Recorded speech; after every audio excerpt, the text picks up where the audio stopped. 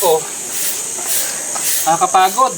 Ang init pa, alam mo lang tumutulong sa akin. Ano pa naman to? Pagod ka na nga sa biyahe. Pagdating, magwawalis pa. Uy, Daddy, kumalma ka naman o kumain ka ulit ng pinya. Bakit?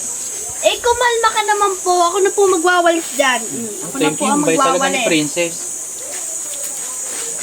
Tikman ko nga kung matamis. Opo, matamis po yan.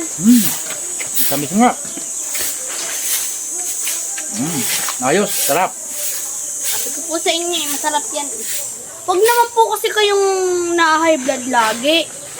Ay, tutulungan mo kasi kung maglinis nitong ating harapan. Kasi nga po, kaya ko po kayo hindi natutulungan minsan. Kasi po, marami din po kasi akong ginagawa. Gaya po ng, gumagawa po ako ng mga arts, mga squishy. Di ba po pinapakita ko sa inyo? Sige. Okay, thank you.